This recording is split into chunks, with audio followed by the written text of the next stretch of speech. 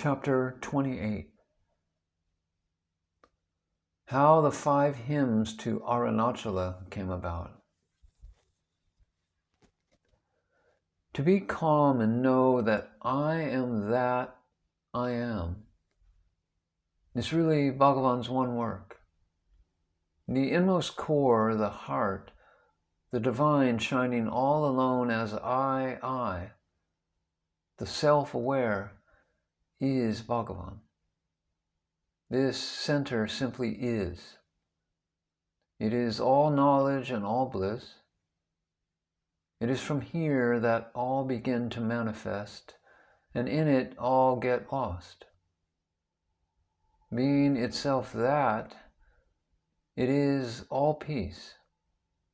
No discord is there, since the I or ego does not arise and has no he or you to oppose. Being the ever-present and all-pervading, the supreme I is the Lord, Ramana, who ever rejoices. This state of pure bliss is the supreme man. The truth absolute is such as cannot be hidden under any cover. This truth spreads far and wide and attracts to itself kindred or seeking souls. It is stillness, eternally expressive. Others can know it, enjoy it, but cannot know its fullness nor its source. They long to know, but the stillness is unbreakable. Their longing grows and becomes an agony. This stillness, diamond hard, is milky kindness, and at last responds. First it stirs, finds voice, and lisps a syllable or two. Though pregnant with fire and penetrating like light, the voice seems like the prattle of a child. Then, gradually attuned, it picks up its chords and trickles out, first as a small gentle stream, then expanding like the majesty of the Ganges, fertilizing the soul by the waters of its songs, and surpassing itself and revealing the placidity of the ocean depths. Such is the origin and the growth of Sri Bhagavan's spoken words, which have been gathered up in the form of published works. The marital garland of letters, first and foremost, of his hymns to Arunachala, came out in response to the prayers of his sadhu devotees for some distinctive prayer songs which they could sing on their rounds for alms. Usually when Sri Maharshi's devotees went around singing common songs, the householders in the town knew that the food was being partaken of by Sri Bhagavan, and they gave large quantities of food, as against a single morsel given to other groups of sadhus. Knowing this, a few unscrupulous beggars began to pose as the Ramana group and created difficulties for them. To get over this difficulty, there was felt a need for a distinctive prayer song. When the request for such a song was made, Bhagavan, as usual, kept quiet, and for a long time there seemed to be no prospect of their desire being fulfilled. But during one of the processions around the hill, Pradakshina, there blossomed forth from Sri Bhagavan the 108 sweet flowery verses strung like a marriage garland for Arunachala, the Lord of the heart. These songs are like the outpourings of a pining soul to her lover, and they are no less ardent than Saint Manakavajar's for Shiva. These and other soul-stirring hymns of Sri Bhagavan are the delight and solace of his devotees, who sing them to this day in the hall. The following few verses, though a poor rendering from Tamil, amply gather in our hearts to the Lord. O Arunachala, thou hast entered into me, drawn me and kept me enclosed in the cavity of thyself. Why is this? For whose sake didst thou accept me as a lover? Do not abandon me, or the entire world would blame thee. Avoid this blame. Why didst thou at first make me remember thee? Hereafter I can never abandon thee. Take away this garb of mine, make me naked, and then clothe me in the raiment of thy grace. Be seated there in me, let the ocean of bliss ebb, and let words and feelings subside in me. If thou gather me not in thy arms, my whole being will melt in tears and perish. There is no room for laughter at my ugliness. Bedeck me with thy grace, me who has sought thee, and then see. Let us cling together without distinction of thou and I, at rest in eternal bliss. Grant me that state. Let me not dangle like a green creeper with nothing to hold. Be thou my support and save me. Come, let us be happy in the home of empty space, void of day and night.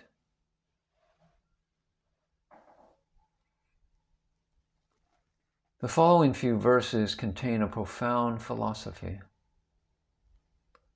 Thou art the eye of the eye, and seest without the eye.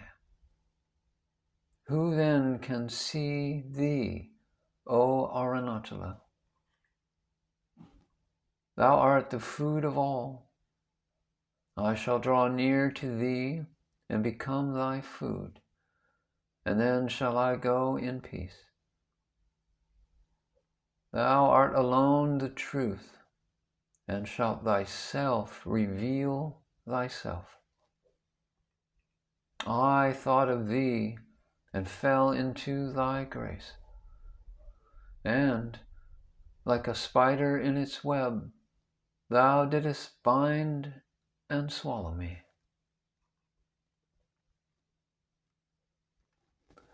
Next of the hymns is the Navanamani Male, the 9 gems.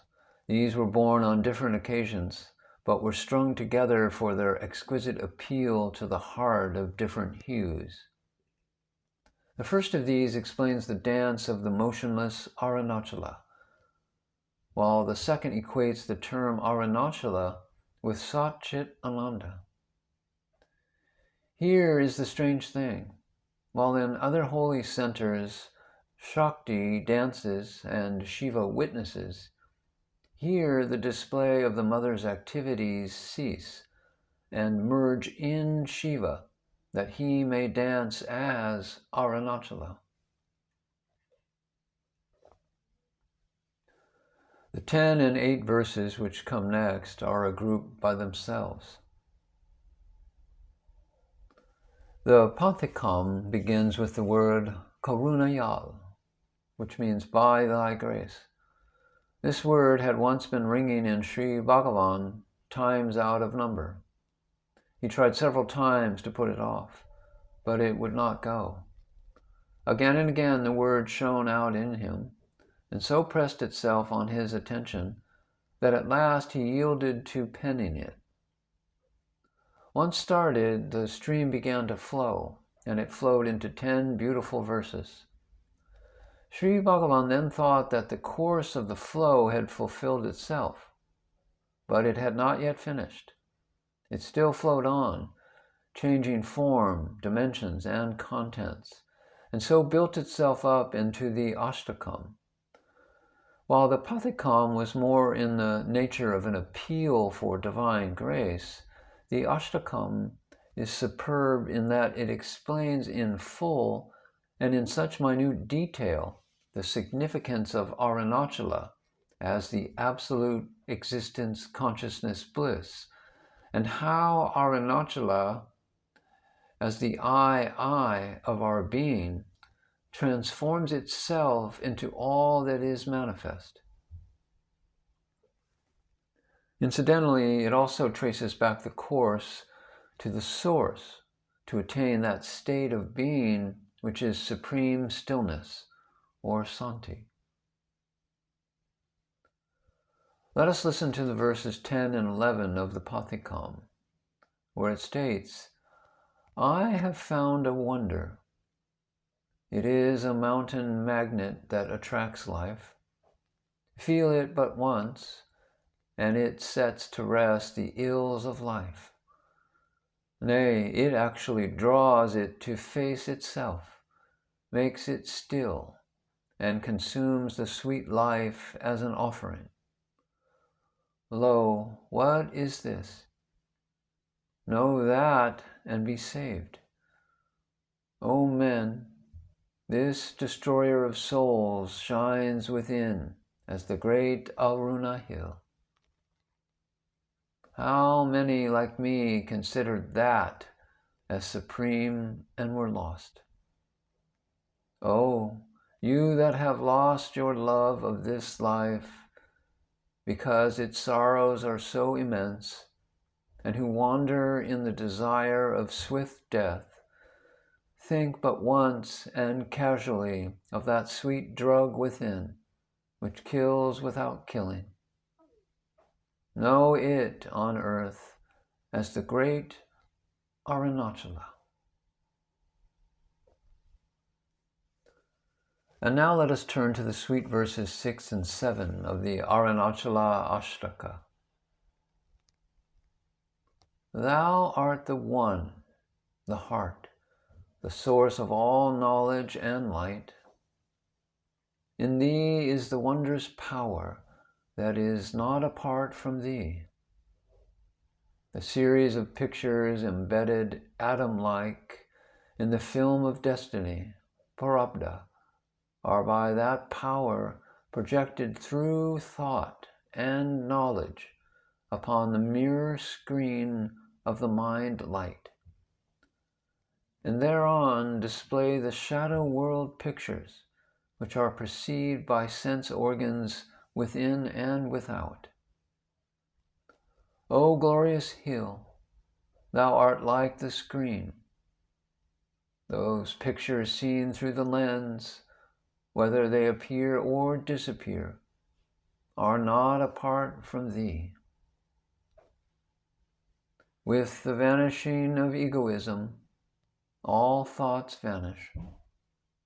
Till then, when other thoughts arise, ask yourself to whom they arise. To me, the answer comes.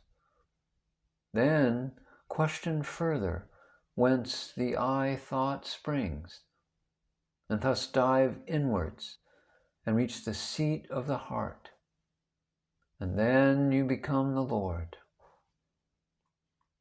There are there no dreams of dualities, like I and you, like vice and virtue, birth and death, pleasure and pain, or light and darkness. In that court, the heart, the Supreme One dances motionless. The Aruna hill, the boundless ocean of grace and light.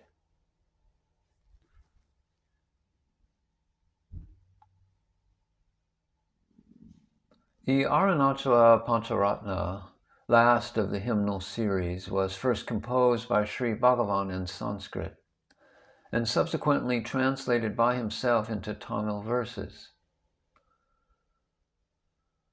The first stanza alone was casually written by Sri Bhagavan.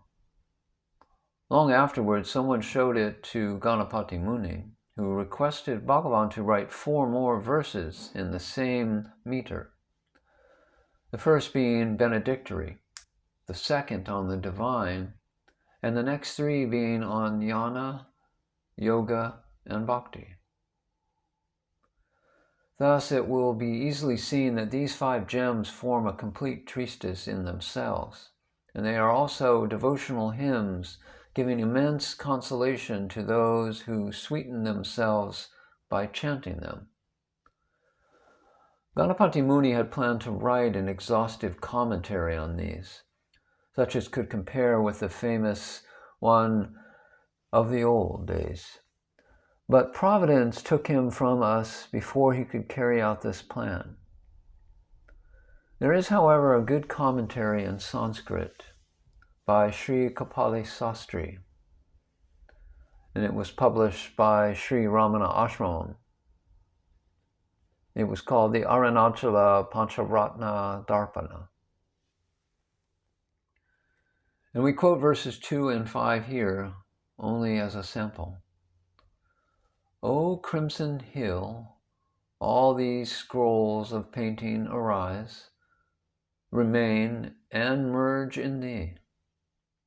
The seers call thee the heart and self, because thou dancest in the heart eternally as I. Seeing thee eternally through the heart surrendered to thee, and seeing all as thy form, he who does single-minded devotion to thee is victorious, being merged in thee. How clearly Sri Bhagavan has here explained the truth. May his devotees who benefit by listening to this be blessed.